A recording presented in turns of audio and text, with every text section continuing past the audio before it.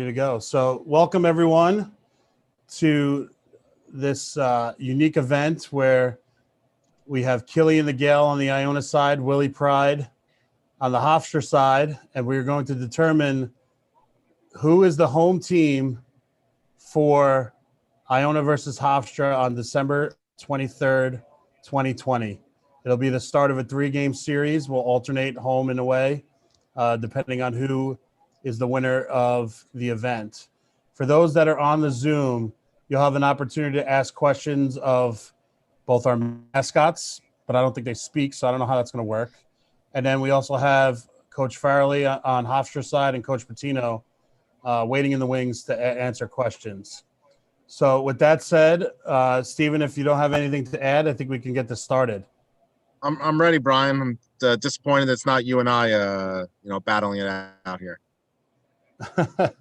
We've cloned ourselves. We're actually underneath the masks as well. So here's how it's going to happen. We're going to say round one. We're going to do rock, paper, scissors, shoot. It's best 2 out of 3. So with that said, let's start it off. Round one. Mascots, are you guys ready? Thumbs ups if you can hear me. All right. Round one. Rock, paper, scissors, shoot.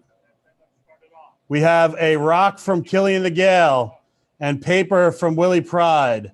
That means Willie Pride wins round one. Hofstra's up 1-0, and Killian's calling timeout. He's going to be looking at the video to determine what he did wrong. Good job, Willie. Good job, Willie. All right, with that said, we're ready for round two. Why don't you explain how the game works? Okay, I'm sorry. Coach Pitino chiming in. Paper beats rock. Paper covers rock. So Hofstra won the first round. Rock breaks scissors, and scissors cuts paper. So for round two, this could determine if Hofstra hosts or we go to round 3. Round 2, mascots, are you ready? Rock, paper, scissors, shoot. Both are paper, so we'll do it again. Ready? Rock, paper, scissors, shoot. Paper covers rock. That means Hofstra wins 2-0. Hofstra will host the 2020 matchup. We should say goodbye to our mascot. He'll never be around ever again. Yeah, I think we've fired a mascot and perhaps the person underneath the mascot too. So we'll have to have that conversation later. Willie, do you have anything to say? Oh, champion. Killian, do you have anything to say? And with that said, we will say goodbye to our mascots. We will say goodbye to Steve and I. You will just hear our voices. And I'll request that Coach Farrelly start his video, and he will have an opening statement to talk about this matchup. Well, great job by Willie out there. We were preparing all night. Not a lot going on in the world last night. So, we took, 6-7 hours and really broke things down. And I know Killian was talking trash. I know he got out there at, 2:30 in the morning saying that he thought he had it won and he had all the votes and he knew what the game plan was and all that stuff. And, we were just able to come through today. But a lot of hard work and dedication from Willie, which was much appreciated. And you saw the focus on his face and what he was doing. So, he did a great job. So props to Willie on a job well done there. And now we have 17 attendees. There's some media members in here. If you have a question, please raise your hand and I will allow you to speak. Might take a minute for someone to hear that. But if there's any questions for Coach Farrelly, please let me know. We have a hand raised. It actually just went down. So if you have a question. Yeah, probably not going to be a whole lot of questions for me, Bri.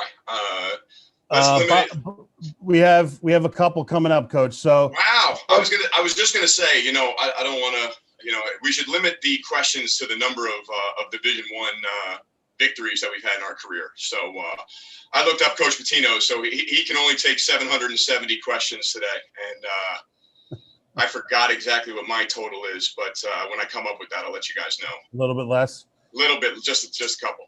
Okay, so Bobby Sefardini, he is now active. Bobby, if you want to unmute yourself, you can ask a question of Coach. Thank you, Brian. I just obviously this has been a very challenging time for everyone, Coach, with the pandemic. But at the same time, I feel like the country is trying its best to get back to life as best it can. So with that being said, just how excited are you to try to get back to some sense of normalcy with the basketball season? Oh, Bobby, we can't wait, especially with how everything went down last spring with us winning the CAA championship on Tuesday, March 10th, and then everything gets canceled less than 48 hours later. So nobody wants that normalcy more than this program and the players on our team. So we're certainly looking forward to that and opening night and, just getting back to playing basketball again. It's going to be amazing. We're definitely looking forward to it. Obviously, the opportunity to play a really good program like Iona, really good local program. It's hard to get a lot of local teams to want to play. A lot of them don't return your calls and or to accept your call, and then you don't hear from them ever again. So certainly, Iona's been a great program and will continue to be, and will continue to grow under Coach Pitino. But we're excited about the game. It's a game that we should be playing, and look forward to helping us and our fan bases get back to a little bit of normal. Are you All right, thank you, Bobby. Next question, Jerry Beach. Jerry, I will allow you to speak, and if you unmute yourself, you can ask a question, Jerry. Hey guys. This is for both coaches. Mike just kind of hinted at it, how hard it is to schedule in a normal year, never mind this year. Can you describe the challenges that come with scheduling for a mid-major, and how they've been compounded by the coronavirus pandemic? And obviously, I'm sure it's harder to travel this year than it was last year. How hard was it to kind of put together a non-con schedule, and how gratifying it, or how satisfied are you guys to have found each other and to be able to play a game in December? Absolutely. So it's a great question. It's always hard to schedule as a mid-major. It's always hard for us to get games. And part of that, we've been successful, which is great, but it certainly makes scheduling a lot more difficult because, there's a lot of quote unquote bigger schools that don't want to play you because they know you have a good chance of beating them. And then, there's some other schools that want to avoid that as well. So it's always hard now with the virus and the way that the season got delayed and losing games and basically having to rework our entire non-conference schedule. It's been a huge challenge. And again, with less games and different conferences with different restrictions, it's been really, really hard. So to be able to find a game like this, a local game, and then like Jerry, as you hinted at with the travel restrictions under, Governor Cuomo's plans in the New York State restrictions there and the quarantine rules, et cetera, it's been a challenge. There's just certain states we weren't going to be able to go to. And now with the updated rules of we'll have to quarantine when we get back from certain states. So it's really, really difficult. So to be able to find a good local game like this, and in general, you want your non-conference schedule to help you get ready for your conference schedule. So playing Iona, who's a really good team, and Coach Pitino is obviously an unbelievable coach, and it's going to help us get ready for playing the Colonial, which will start a couple weeks after we play on December 23rd. I think Jerry has another question. Rick, I kind of want two questions. I want to ask you if you could. Let's keep it to Coach Farrelly first, and then we'll. Okay. Okay, I'm good for now then. Okay. The next person we will have questions for Coach Farrelly is Ken Kreitzer. Ken, if you just unmute yourself. Yes, Coach. Nice to say hello. Just wanted to ask you about how you communicated with your players during the COVID period and worked on training. And when did you get practice started for your team? Great question, Ken. So it was a really difficult time. And, in college basketball, you're so used to being around with everybody. Our guys typically go home for about a month, late May into June, and then they're home for most of the month of August before returning for the summer. And then, we didn't see these guys from March 11th until they were getting back in August.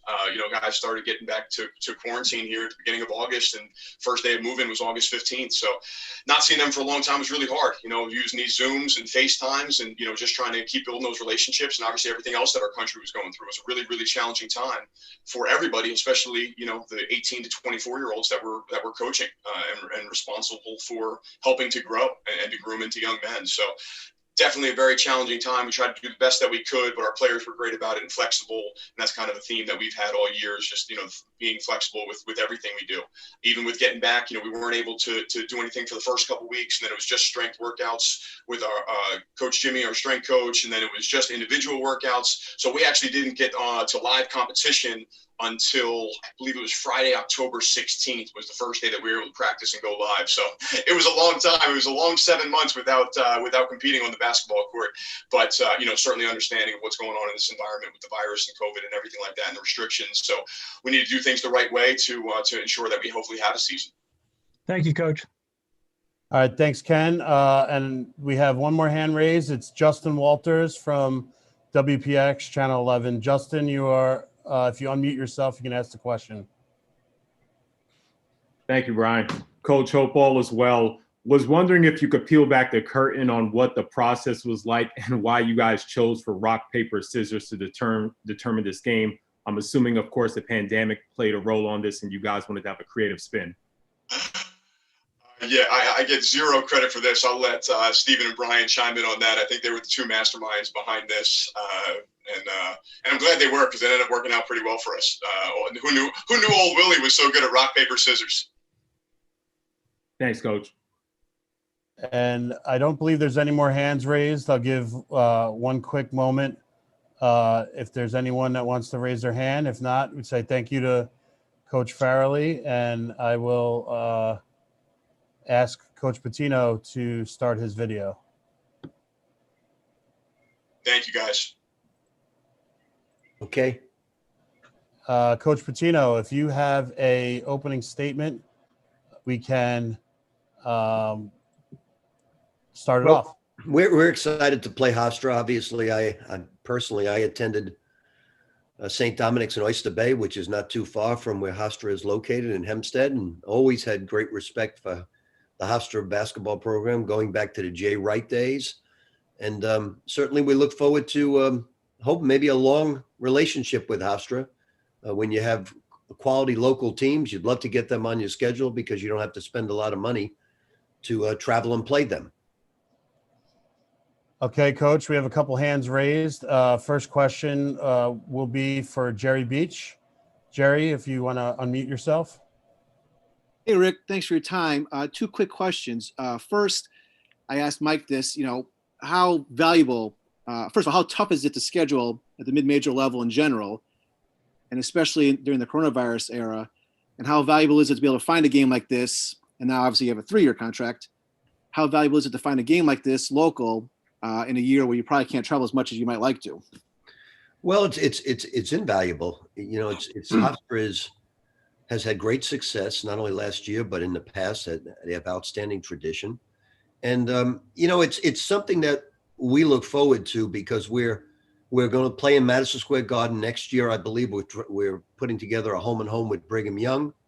We're going to be playing in a tournament in Florida, the Disney Classic, which has Kansas and Alabama in there. Down the road, we're playing in the Atlantis tournament, which is always top 15 talent. So we're trying to really upgrade our schedule, and certainly having Hofstra on it bodes well for us in doing that and accomplishing that feat. And secondly, I remember, I believe you were hired just after the sports world shut down. Obviously, Hofstra was one of the last teams to get in under the wire. So kind of an interesting bookend. You guys both kind of had big news happening right around everything happening. What do you remember about that week, and in particular, just, the maelstrom of things going on and taking a new job in the midst of everything in sports kind of being shut down? What was that like for you?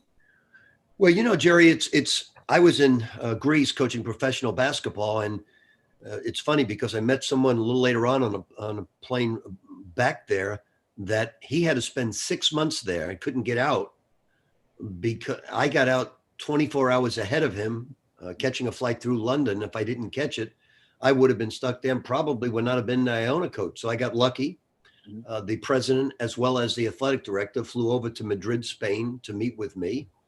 And I was named the coach, and I got out just in time before the pandemic got into full swing. Thank you. Thank you. Next question will be Adam Zagoria. Adam, if you unmute yourself, you can ask a question. Coach, how we doing? Can you hear me? Yes, I can, Adam. How you doing today? Okay. I'm great, thank you. All right. Just with the whole COVID and the 14-day quarantine, already we've had, Villanova and Marquette had to pause, 14 days basketball activities because of that. I'm just wondering, what do you think the likelihood is that either Iona's season or just the MAC season in general could be disrupted? People have to miss games because of a 14-day quarantine. Everybody's going to be disrupted because of the 21 days that they're demanding. Unless the vaccine comes, which is nowhere in the near future, we're all going to be disrupted. There's going to be cancellations, postponements. That's why I personally thought the ACC coaches had a great model to let everybody in the tournament. I thought that was great because now you're not concerned with postponements. You're not concerned with cancellations. College interest would be amazing for that 1 year where everybody's in because of all the cancellation disruptions. I was really disappointed that they didn't look at that model and give it serious consideration in light of the fact that we would have so many cancellations and so many postponements. So just to clarify, Iona would pause for 14 days if someone tested positive, right? Yes, and then we'd have to, like we have someone right now. It's happened to all of us. So yes, and then I believe there's a period of time where you've got to get that athlete back. You can't just after 14 days not get him back in shape. So it would be very difficult. If I could just try to squeeze in one more here real quick. Obviously the MAC generally, Rick, has been a one bid league. I think there was maybe 1 year recently where there were 2 bids. What's it like for you going from, like a Power 5, conference like the ACC where you had 5, 6, 7 teams every year to a 1 bid league? What will that mean for you guys? Well, obviously going from the ACC in the Big East and realizing that you could finish in 3rd or 4th or 5th place or even further down and still maintain your bid and get a good seed. Now you go to a 1 bid league, but hopefully we'll add to it. Iona's had great success. Tim Kloos did a fabulous job in 4 straight NCAA appearances. And hopefully that we enhance our schedule along with some of our other teams, and we get possibly 2 or 3 teams down the road. The MAC is a group of coaches that can flat out coach the game. I know quite a few of them, and it just takes better scheduling and wins with better scheduling to get more than 1 team in the tournament. So I'm very honored to be the coach at Iona, to be part of the MAC, and certainly we're going to do everything possible to enhance the fortunes of the MAC conference. Thank you, my friend. Stay safe. Thank you. Thank you, Adam. The next question, Justin Walters, WPAX. I believe you are able to just unmute yourself. Thank you. Coach, was wondering how tough of this all season has been, starting in a new program with so many transfers and new recruits, not having the access that you usually would. Is this one of your toughest off seasons to then start fresh with this team? It is because, we have 3 different forms of our man defense. We have a matchup zone that we try and teach. We have 3 different full court presses. We have a European motion offensive sets that we have to put in, and not one player is back to understand any of those concepts. We have 3 returning players who are all outstanding, 3 seniors. We had 4, 1 fractured his foot. We have 3, and we had to bring in 12 new players. So it's very difficult putting it in the first year, but I knew that going into it. But we do have some outstanding recruits. They're very hard workers, and Coach Kloos left me 3 outstanding seniors, who 1 from the Netherlands, 2 from the States, who are all very talented young men, and it's been a lot of fun working with them. But it is challenging. I knew that going into it, though. The first year of any program, whether it's Louisville, Kentucky, Providence, Boston University, is always the most difficult. And one more, if I could squeeze it in, Brian. Coach, you're exactly 3 weeks away from the season opener on the 25th against Fordham. Is there any part of you that gets excited knowing that the month is here, or will it only feel like an accomplishment once you get to that point and you're actually playing on the 25th, knowing that the situation with the pandemic is fluid? I'm probably more excited today than any period of my life because it's a totally different experience, but it's back home. It's where I grew up. I spent a lot of time in Westchester when I was the New York Knicks coach. I lived in Armonk and Bedford. And I'm probably more pumped up today than any time in the past, because the one thing about Iona College, it's a small, charming little campus that every single coach that has coached here has had two things that really stick out from going back to Jim Valvano. Every coach has had great success, and every coach has moved on to greener pastures, so to speak, up the level of that ladder to a bigger conference. Well, I'm working in reverse. I'm ending my career at a place that for me it's all about teaching. It's all about being part of an academic community, and the people I've met here at the Iona College campus, and it's not many, to be honest with you, because of COVID, but people I've met, the alumni I've met, are so dedicated and loyal to Iona College that it's been a unique experience for me, and I'm very, very proud to be their head coach. Thank you, Coach. Good luck this season. Thank you. Thank you, Justin. The next question will be for Ken Kreitzer. Ken, if you unmute yourself. Okay, Coach, I hope you're doing well. I'm actually a Providence grad, and I watched you coach in 86, 87 at PC. I was just wondering about how that period, when you took the team to the Final Four, you played up-tempo, utilized a three-point shot, which was new then. How did that affect your overall basketball philosophy and ways of coaching the game? Well, Providence College, those 2 years, since the inception of the Big East, which I believe was 7 years, Providence College was either in last place or shared it with Seton Hall. So that was a magical run by some magical players. And I'll never forget it. Providence College always, every place I've been, I've learned many things. And what I've learned at Providence College more than anything else was it taught me to always dream of the impossible, or always dream of the very difficult, that if you dream enough and you work hard enough, anything is possible. And those 2 years taught me on that magical run to continue to dream. And I do it now at Iona College. I'm dreaming of something really special going to happen to our basketball program, not necessarily during COVID or during these tough times, but down the road. So it was a magical run. I love Providence College. You'll get a big kick out of this, Ken, since you're a PC person. I just had dinner the other night with Lou Lamoriello. We spent 3.5 hours together, and I bought Islander season tickets just because of Lou. Now, I'm somewhat of a hockey fan, but not over the top. And I feel that Lou Lamoriello will bring a Stanley Cup champion to the Islanders. And I bought 2 season tickets with their new place at Belmont Park.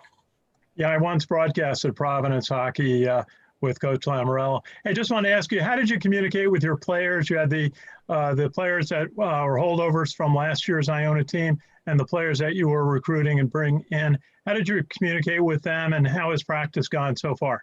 Well, I recruited 8 new players, but basically I could honestly say that 6 of the players probably couldn't have told me what state Iona College was located. It was all based on player development and based on the program becoming even more special than what Tim Cluse had it at, and all the other great coaches that they've had here, from Kevin Willard to Timmy Welsh to Jimmy V to Pat Kennedy, and on. I'm probably leaving somebody out. Jeff Ruland, of course, and to make it even more special. And right now, most of it was done Zoom calls. We have one player from Rwanda, another from Nigeria who just arrived, beating out a civil war. We have a player from the Netherlands who's returning, a player from Germany, and a player from Sweden. So one of our recruiting tactics is to recruit overseas for big people. We feel that it's much not easier, but it's when you encompass Europe and some of the places I've coached from the EuroLeague, we can get some big people. Now, we did well, I can't talk about recruits, so I'll wait till letter of intent day. Thanks, Coach. Thanks, Ken. We have one more hand raised. If anyone else has any questions, make sure to raise your hand. The hand is Jaden Daly. Jaden, unmute yourself. You can ask your question. Rick, how are you? Great to see you and hear from you again. Two questions from me, if you have the time. First, you made short work of getting the roster turned over and recruiting the number of players you got right away into Iona on short notice and some sight unseen physically. What's been the biggest challenge as far as indoctrinating all the newcomers into your system and also getting the three incumbent players, Asante, Dylan, and Isaiah, to mesh with them and learn a new pace and a new system that you don't normally see in the MAC? Well, I'm really impressed with the three seniors. They're all very different. They're tri-captains, voted by the managers, the coaches, and their teammates. Almost unanimous. Asante is a terrific point guard, scoring point guard, and those are the ones I like the best. Makes players better. Isaiah Ross is a great scorer, great three-point shooter, has good size. And Dylan Van Eck is somebody who really understands how to play at 6'8". He's a pick and pop power forward, a little weak physically. We've got to get him stronger. But those are three outstanding seniors left by Coach Klus. The other guys, the other 10 or 12 players, they've got a lot to learn. And I have one young man who came in at 7 foot from Rwanda, Osborne Shima, who came in at 175 pounds at 7 feet tall. Now he's almost 200. He's 198 today. We hope to get him up to 210 in the next 3 weeks. And he's going to be a special basketball player because he's mobile. He's better than Gorky Zhang, who signed a $60 million contract with the Timberwolves and won a national championship for me at the same stage. He's more gifted offensively. Now, I hope he's half as good as Gorky Zhang when he left me, but he's very, very skilled. He runs well. He jumps well. He blocks shots. He shoots it. He's just thin. And I've had great success with players like that. Francisco Garcia came in after a 10-year career. He came into me at 155 pounds. Walter McCarty, who came in at Kentucky, was 6'9", 175 pounds, and they just needed a good strength program.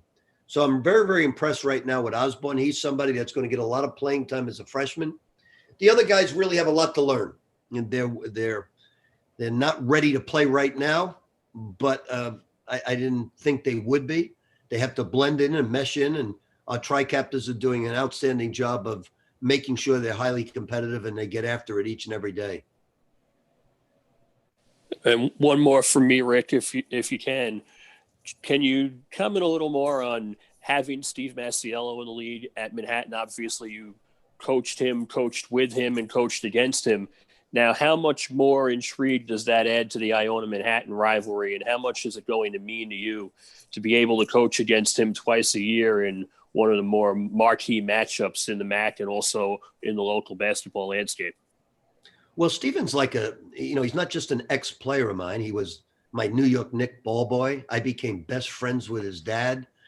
Steven's like part of my family, and he had great success as a player. He played in a Final Four, and the following year in the Tubby, they won a national championship. Steven's an outstanding coach. We played against each other in the NCAA tournament. We were life and death to win with far more talent and size. So he's an outstanding basketball mind. He's a basketball junkie. I just love him. We get together now. We speak all the time, and be a great rivalry. And it's one rivalry that, you want to win, certainly, but if you do lose and you go shake that person's hand, you'll be very happy for someone that you love dearly. So I'm real excited to be part of it. I know King Rice a long, long time. Think the world of King. I know some of the other coaches and it's an outstanding group of coaches. It's coaches that don't have as much money as some of the other programs. They don't have some of the bells and whistles that the big time programs have, but as far as X's and O's, these guys can flat out coach. Thanks a lot, Rick. Great to see you again. Look forward to covering you a little more. Thanks, Jaden. Thank you, Jaden. And the last question, Bobby Safardini. Bobby, you can unmute yourself. Thanks again, Brian. Coach, you've had an incredible career. Given everything that we've spoken about tonight with all the different challenges, do you think coming in, this could be the hardest job that you've had to take, you've taken as a new program coming in? Kentucky was probably the most difficult, even much more difficult here. Why? because all the good play when I took the Kentucky job, they were on probation. 2 years they were not allowed to play in the NCAA tournament, and we actually signed Jamal Mashburn, who took the program from 4 or 5 years rebuilding to 2 years rebuilding. I mean, what player would choose a school when they couldn't be on TV, they couldn't play in the NCAA tournament, and Jamal did it, and he turned around our fortunes right away from Cardinal Hayes here in the Bronx. So that Kentucky was a difficult program. I think the first year we only had 7 scholarship basketball players. We didn't have great size. Mash wasn't there in the first year, and the second year we won the conference, although we couldn't play in the tournament. And then, of course, the third year was when we were eligible for the tournament, and we played in that Elite 8 game, that special game that lost to Christian Leitner with that great basketball game that we lost in overtime. I think it was 103, 102, or whatever it was, somewhere around there. I get reminded every March about that game, so it was a special time. But this is very difficult. But I think Kentucky and then Providence, because Providence, as I said earlier, was in last place since the inception of the Big East, and Kentucky with being on probation. This is navigating around a pandemic, which I hope I only see once in my lifetime. You know, I have kind of a funny story, because when I bought the Islander tickets, the person who was running the ticket said to me, you know, we have a 3-year package. And I said, that's fine. It may take 3 years to win a Stanley Cup. I'm all in. And he said, but coach, we can offer you a 10-year package and it's a lot cheaper. And I said to him, I said, how long do you think I'm going to live? I've been coaching 43 years. And he laughed. I said, no, I think I'll stay with the 3-year package. All right. Thank you, Coach. Appreciate your time. Appreciate everyone that checked in here on Facebook, YouTube, and on the Zoom. Thank you so much. Again, look forward to seeing everyone during the season. We will have more information about the game and potential ability for media participation coming soon, and for the fans on how to watch Iona Hofstra on December 23rd. I am looking through the panelists here. I'm going to ask Steve to start his video. I'm going to start my own video. And if Steve has anything else to add, we can say, Brian, that was great. Thank you so much for all the work you've done on this. And personally speaking, I'm very proud of Willie. You know, we dug deep today, had a plan, and it came to fruition. So we're proud of Willie. All right. Thanks, Steve. Thanks, everyone. And